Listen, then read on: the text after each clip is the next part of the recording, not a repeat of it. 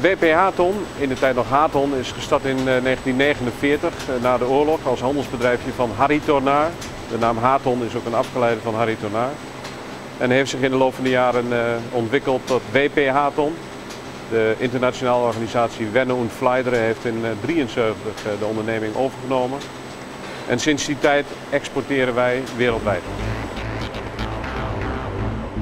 WP Haton houdt zich bezig met het produceren, bedenken van deegverwerkingsprocessen voor de industriële productie van brood.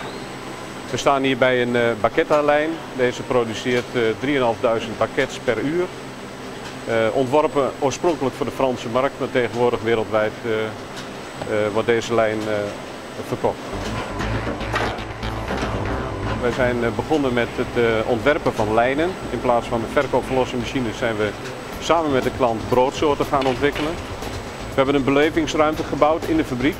Dus we nodigen de klant uit, waar de klant samen met onze technici lijnen ontwikkelt. Na de belevingsruimteperiode is er veel aandacht voor de service. We zijn inmiddels het Blue Value concept zijn we gestart. Dus wij leveren niet alleen de machines, maar ook de service om ervoor te zorgen dat die machines ook blijven draaien. Een heel groot succes. En wij sluiten niet uit dat dit proces na vraaggestuurde dienstverlening eindigt bij een co-creation. Dus dat wij complete bakkerijen gaan leveren aan klanten en ook die verantwoording overnemen.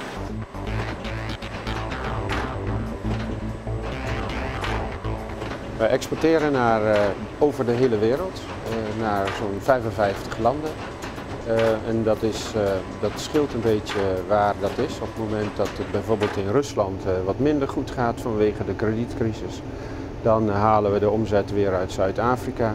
Het vliegt van Amerika naar Azië en van Rusland naar Zuid-Afrika. Over de hele wereld werken wij met agenten of met eigen kantoren. We hebben kantoren in Wenen, in Spanje, in Frankrijk, in Rusland, WP Moskou. En een valkuil is of zou kunnen zijn dat je natuurlijk in een vreemde markt met vreemde mensen werkt. Wij proberen zoveel mogelijk van die markt te weten en ook zoveel mogelijk met eigen mensen dan wel heel kort op ons zittende contacten te werken, waardoor we het risico verminderen.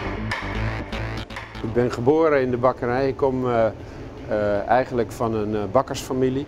En als je zegt Haton en Cottier en WP, dat is eigenlijk één. Dat is een soort bloedgroep die bij elkaar hoort.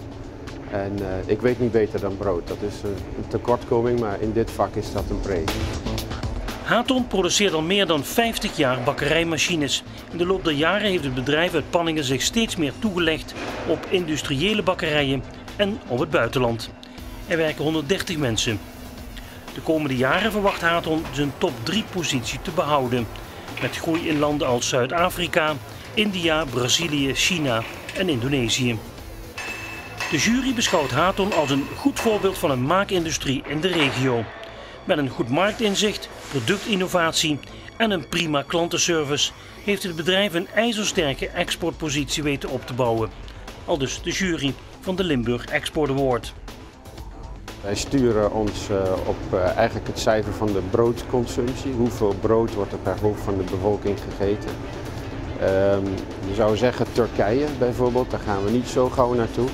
Het is een vrij moeilijk land voor Nederlanders om zaken te doen. Maar Turkije heeft een heel hoog verbruik per hoofd van de bevolking en daar zijn we dan eigenlijk ook nummer 1, met name in de industrie dan, voor de levering van WP Haton machines. Dus dat is eigenlijk wel bijzonder in een land met toch een hele andere cultuur.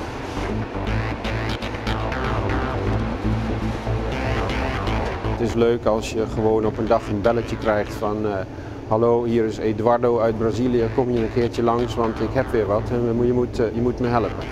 Nou, daar gaat het om en dat is bijzonder.